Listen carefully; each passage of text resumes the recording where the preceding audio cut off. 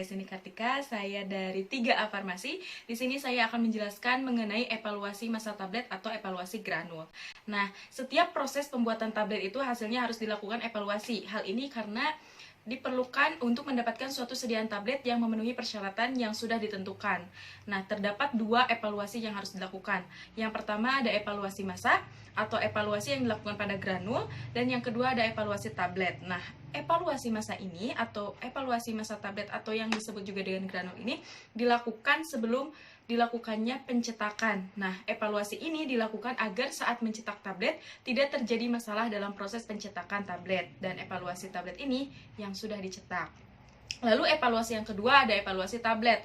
Nah, uji ini atau evaluasi ini dilakukan pada sediaan tablet hasil dari proses pencetakan. Evaluasi ini dilakukan agar tablet yang dicetak memenuhi persyaratan tablet sesuai dengan buku standar, misalnya Pharmacopeia Indonesia yang saat ini telah mencapai ke edisi kelima. Lalu apa aja sih evaluasi yang dilakukan pada masa tablet atau granul ini?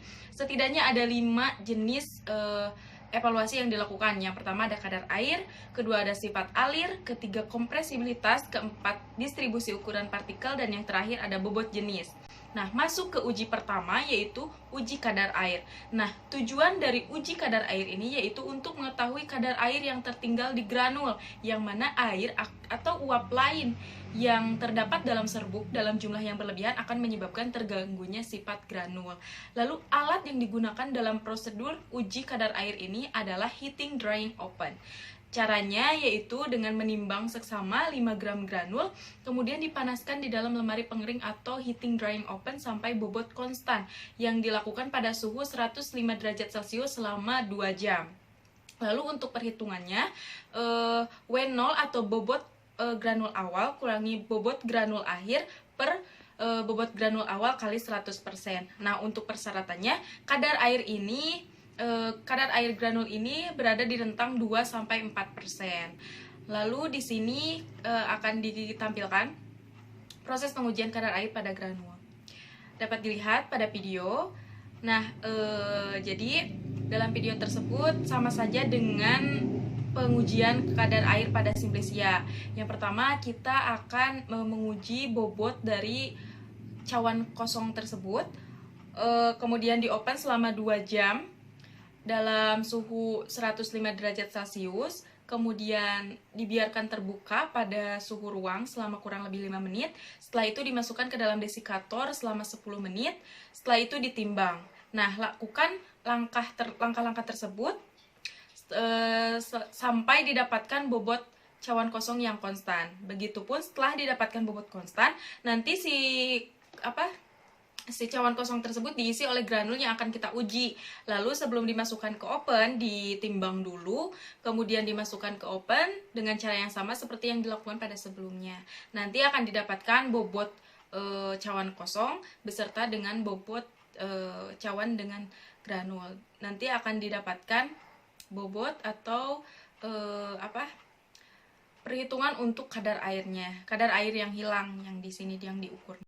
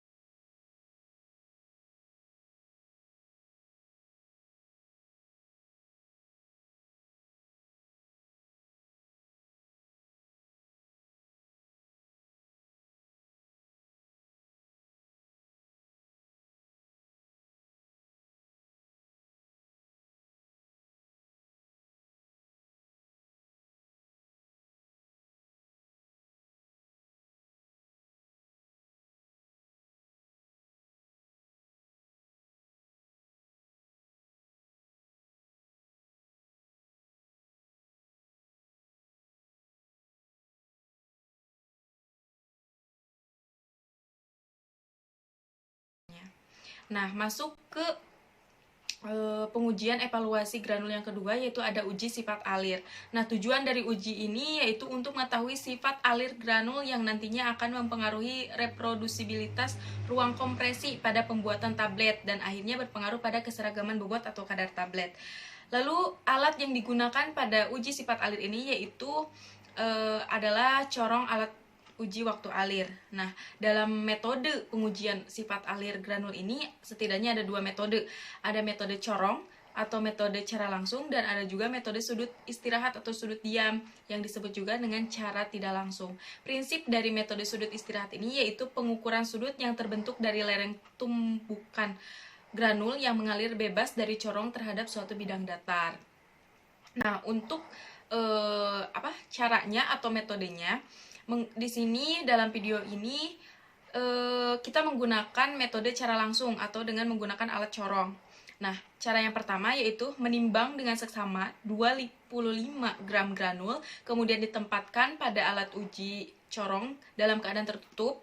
Kemudian buka penutupnya, biarkan granul mengalir, namun dibukanya penutup tersebut harus berbarengan dengan dihidupkannya stopwatch, dan stopwatch dihentikan berbarengan ketika granul telah berhenti atau telah seluruhnya mengalir ke permukaan bidang datar yang berada di bawah corong.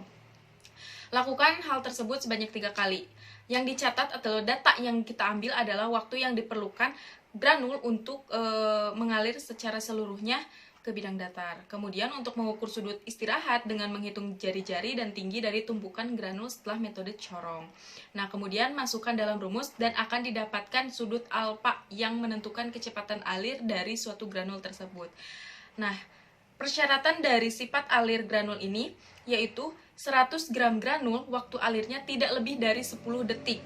Nah, metode sudut istirahat ini mempunyai nilai alfa ARC tag hour per range, di mana alfa itu bila didapatkan sudut istirahatnya itu 25-30 derajat, itu artinya sifat dari granul tersebut sangat mudah mengalir. Bila sudut yang didapatkannya itu 30-38 derajat, artinya dia bersifat mudah mengalir, dan kalau misalkan sudut istirahatnya itu lebih dari 38 derajat, artinya granul tersebut kurang mengalir. Nah, untuk untuk rumus untuk menghitung sudut diam tersebut dapat dilihat pada slide.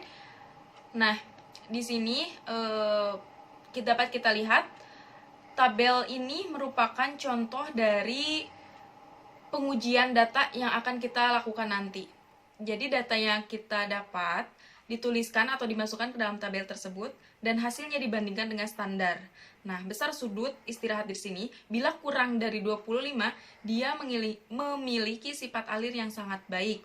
Bila sudutnya berada di 25-30 derajat, dia memiliki sifat baik mengalir.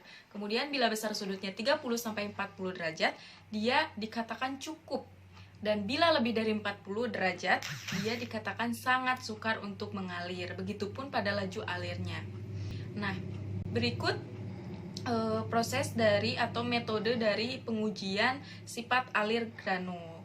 Nah, di sini metode yang digunakan yaitu cara langsung, menggunakan metode corong. Nah, seperti yang dijelaskan tadi, penggunaannya sama, yaitu hal pertama yang dilakukan memasukkan sebanyak 25 gram granul ke dalam corong alat uji alir dalam keadaan tertutup. Buka penutup corong berbarengan dengan dihidupkannya stopwatch. Stopwatch dihentikan setelah seluruh granul mengalir ke bawah, lalu catat hasilnya. Hasilnya ini berupa waktu ya, berupa detik. Lakukan pengulangan sebanyak 3 kali, lalu masukkan data yang diperoleh ke dalam rumus yang tertera.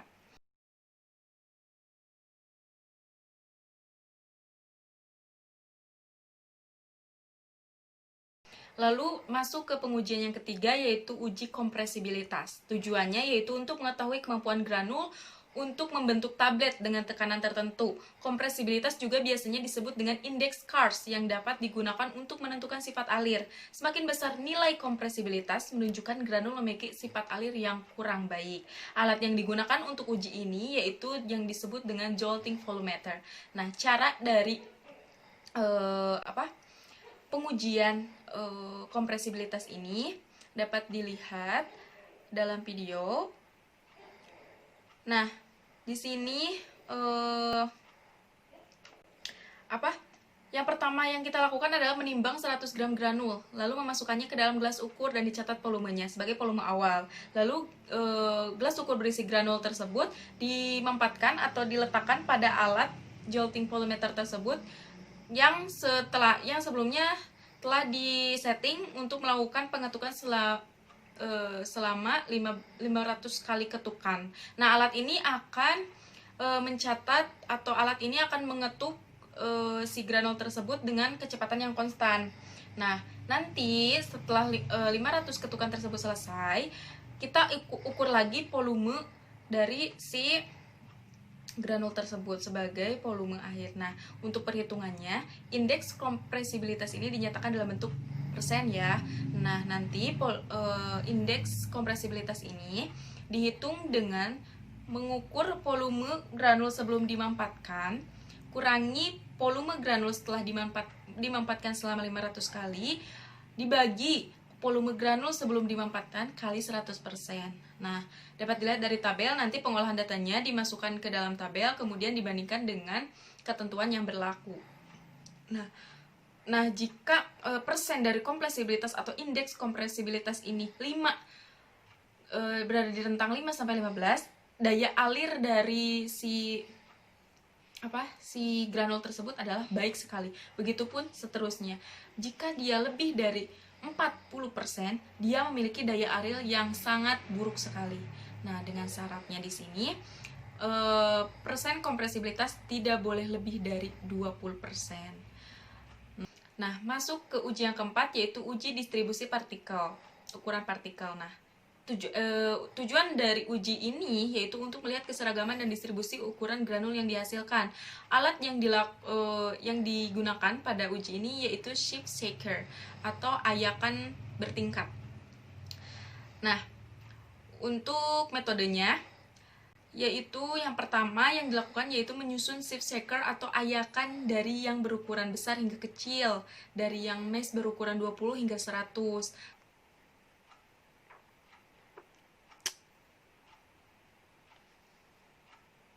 Setelah itu, kita masukkan 100 gram granul pada ayakan yang telah tersusun dan ditarak sebelumnya. Jadi sebelum dilakukan penyusunan tersebut, tiap-tiap ayakan tersebut harus ditimbang terlebih dahulu, kemudian dicatat. Nah, setelah pengujian selesai, masing-masing ayakan ditimbang kembali dan dihitung distribusi granul pada tiap-tiap ayakan dalam bentuk persen.